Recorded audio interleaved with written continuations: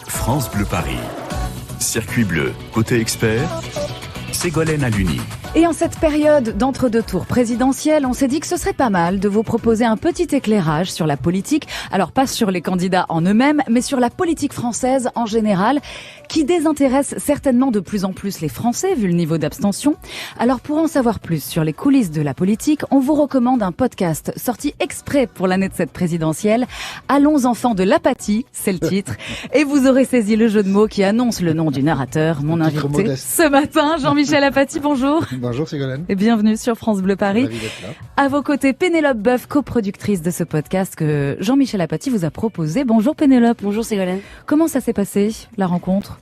Bon, on s'est rencontrés tous les deux, on s'est dit tiens si on faisait un podcast et puis on a co-créé ce podcast-là, on a trouvé un format, une ligne éditoriale, une direction artistique, on s'est dit qu'on voulait faire un format court pour essayer de rendre accessible la politique. Ouais.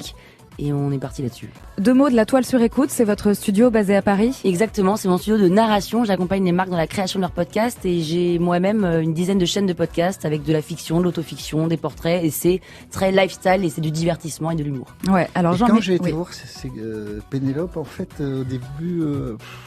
Elle comprenait pas bien ce que je foutrais dans son univers. Non. Vous voyez, maintenant nous y sommes. Voilà. Mais oui, 3 minutes, c'est en moyenne la durée de chaque épisode du podcast Allons enfants de l'apathie, disponible sur le site La Toile sur écoute et sur toutes les plateformes d'écoute. Oui. Et on vous en donne un aperçu au cours de la prochaine demi-heure sur France Bleu Paris, l'occasion de rappeler quelques fondamentaux en termes de politique française. La France s'est désindustrialisée. C'est un scandale. Pourquoi est-ce un succès ? Parce que ce pays est malade. Confiance aux lecteurs et aux citoyens. Encore faut-il en avoir l'envie. Je m'en fous complètement. Débat que je trouve très important. Je peux tout faire, même à la vaisselle. Voilà. Générique et extrait du podcast Allons enfants de l'apathie. Bah oui, presque le réciter par cœur. On aurait dû vous le faire en direct. Ça, ouais.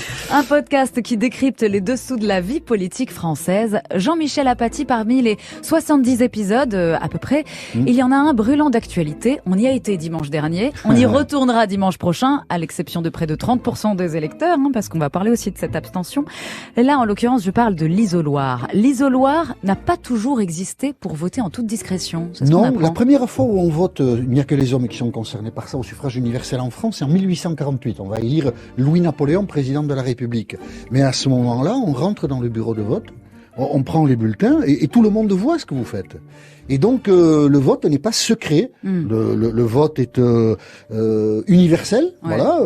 Chaque citoyen peut voter, mais il n'y a pas d'intimité. Pourquoi il n'y en a pas ? Parce que les autorités, alors les autorités morales ou économiques, veulent savoir ce que font les gens. Les curés veulent savoir ce que vous votez. Les patrons veulent savoir si un ouvrier qui vote communiste, c'est un problème. Donc chacun ses pieds au-dessus de l'épaule de l'autre pour vérifier. Donc du coup, il y avait la possibilité effectivement d'être épié. Et il faut une vingtaine d'années de débat en France. Les Britanniques le font avant nous. De toute façon, les Britanniques, ils ont tout fait un peu avant nous. La France est le plus grand pays du monde, mais les Britanniques, sur beaucoup de points, ils sont toujours un peu en avance. En tout cas, nous, en France, il nous faut 20 ans de débat pour que l'idée soit admise que, avant de voter, on passe dans un lieu complètement clos. Donc on s'isole, un isoloir, on a tous les bulletins dans la main, une enveloppe, et on met le bulletin que l'on veut dans l'enveloppe. D'ailleurs, il y a beaucoup de stratégies. Il y a des gens qui... il y a une poubelle dans l'isoloir. On va essayer de regarder, une fois que quelqu'un est passé, quels sont les bulletins qui sont dans la poubelle. Enfin, il y a beaucoup de gens qui épient le vote. Mais évidemment, il faut arriver à garantir le secret pour que le curé ne soit plus, n'ait plus de moyens de pression, le patron, le mari sur la femme ou la femme sur le mari, parce que tous les schémas existent à partir du moment où le vote devient vraiment universel. Donc l'isoloir, c'est la condition importante pour que le vote soit libre et sincère. Chacun peut voter ce qu'il veut parce qu'il peut s'isoler au moment du vote. Donc l'année de la mise en place de l'isoloir, c'est à peu près... Je crois que c'est 1913, mais 1913. J'en suis plus trop sûr. Oui, donc ça fait à peine un petit siècle. Quoi, oui, et puis le suffrage universel est arrivé bien avant l'isoloir. Et ce décalage-là montre qu'on n'a pas tout à fait bien compris ce qu'était la sincérité du vote. Jean-Michel Apathy sort son premier podcast. On peut donc redécouvrir cette histoire sur ce podcast Allons enfants de l'apathie, coproduit par Pénélope Boeuf. Leboeuf. Ils sont tous les deux mes invités ce samedi matin, week-end de l'entre-deux-tours. Un podcast aussi pour réconcilier avec la politique et peut-être pour inciter les abstentionnistes à aller voter.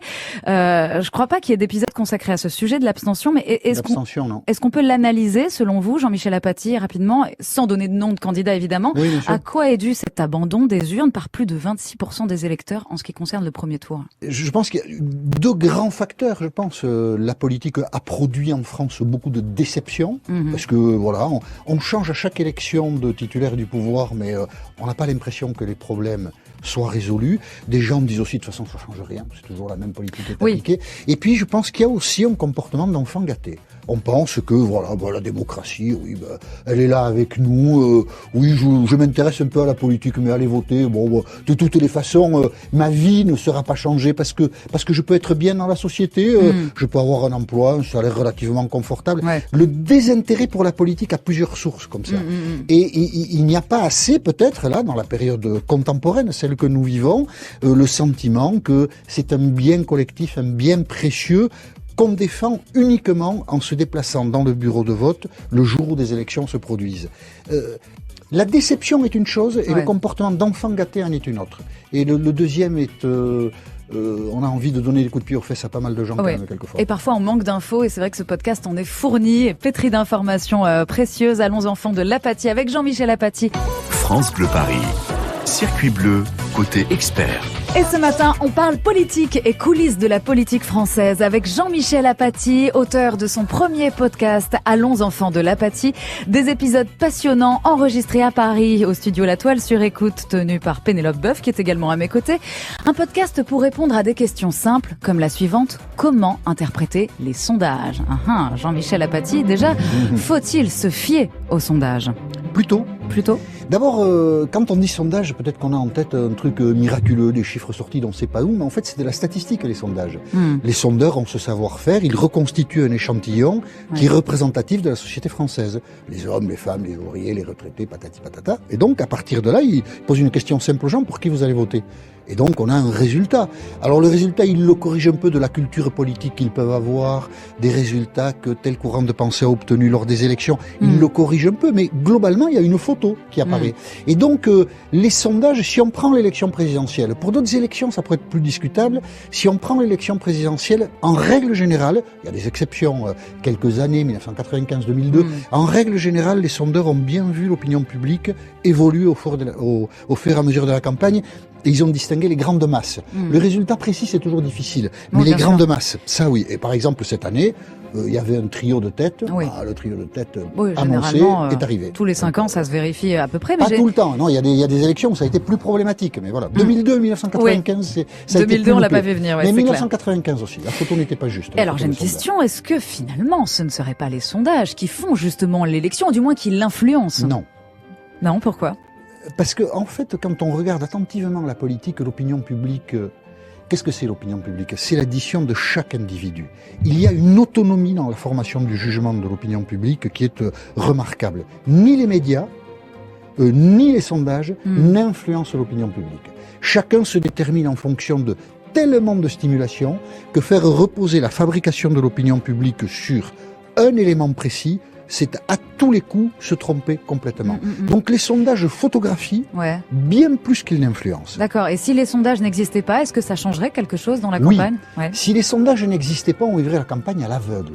On ne saurait pas ce que telle ou telle position, décision, polémique créerait dans l'opinion publique. On a vu dans cette campagne, mais on ne peut pas citer de nom, donc on ne va pas en citer. On a vu les candidats mal analyser l'actualité et prendre des positions qui leur ont coûté cher. Ils avaient une certaine position dans les sondages et puis 15 jours après, ils tombent. Et quand on essaie de comprendre pourquoi, on peut se tromper d'ailleurs, mais on remonte à certains événements de campagne. Donc les sondages nous aident à comprendre ce qui peut choquer ou séduire une opinion publique, et ce qui finalement fait le résultat. Voilà, on parle des sondages et vous pouvez retrouver d'ailleurs cet épisode où vous en parlez très bien, Jean-Michel Apathy, dans le podcast Allons enfants de l'Apathy, c'est le titre, très bien trouvé d'ailleurs. C'est votre idée, c'est Pénélope Boeuf? C'est même pas moi, c'est mes équipes.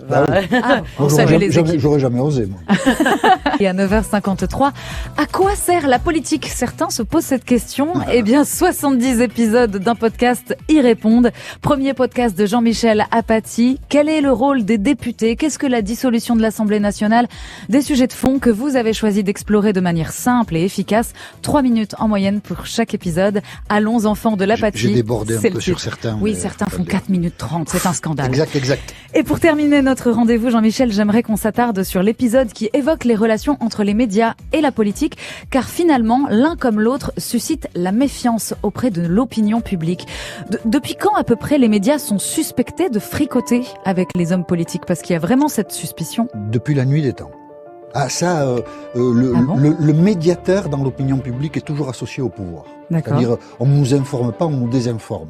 Alors, dans la période moderne, on peut penser, parce que tout de même, la démocratie, nous vivons avec depuis maintenant quelques décennies, c'est qui arrive à former quelques siècles, on peut penser qu'il y a une indépendance des médias, que les médias ont le souci d'informer ceux qui les achètent, les écoutent ou les regardent. Mais il y a toujours une méfiance dans l'opinion, toujours la peur d'être manipulé, et donc, de manière générale, tous les discours conspirationnistes ont une certaine audience, une certaine crédibilité. Voilà, on dit en France, on dit 9 milliardaires possèdent tous les médias, donc les médias travaillent pour 9 milliardaires. Il n'y a rien de plus idiot que ça, mais c'est une idée qui est ancrée dans certains esprits de manière très très forte. Alors en même temps, c'est un paradoxe parce que les gens achètent un journal, écoutent une radio, aiment écouter une radio, regardent des journaux de 20 heures ou avec quand même une confiance, sinon ils ne le feraient pas, évidemment. Mais dans un coin de la tête, il y a toujours est-ce qu'on nous ment pas, est-ce qu'on ne nous manipule pas. Et moi je crois, par expérience, je ne prétends pas être objectif de ce point de vue, mais je crois que la presse est professionnelle en France, que le travail d'information est fait, que si un journal veut cacher une information, eh bien un autre la révélera, et que la peur que ce soit l'autre qui la révèle pousse le journal qui voulait la cacher. Mais certains journaux sont tenus par des grands groupes qui sont aussi politisés. Oui, bien sûr, les grands groupes, d'abord s'il n'y avait pas les grands groupes, beaucoup de journaux auraient disparu. Il faut qu'on le sache.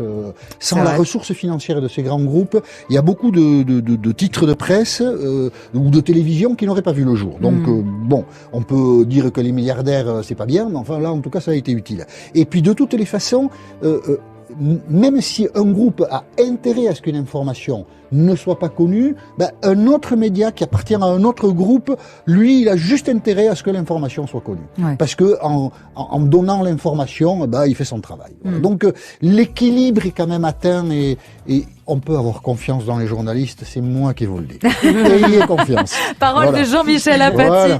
Merci beaucoup d'être venu chez nous sur France Bleu Paris. Allons enfants de l'Apathy, c'est le podcast à découvrir sur toutes les plateformes d'écoute pour vous refamiliariser avec la politique, faire quelques révisions aussi et puis apprendre des choses. Jean-Michel Apathy, Pénélope Boeuf, merci infiniment d'être venu jusqu'à nous. Merci de nous avoir invités. Merci pour votre invitation. La Toile sur écoute, c'est donc votre studio qui propose tout plein d'autres podcasts absolument passionnants. Pénélope Boeuf, une femme à découvrir également. Joyeuse Pâques à tous les deux. Joyeuse Pâques. Profitez-en. Profitons de cette période d'accalmie entre deux tours et puis n'oubliez pas d'aller voter dimanche 24 avril. À bientôt sur France Bleu Paris. Merci. Et vous pouvez retrouver cette émission en podcast. Le replay, c'est sur France Bleu.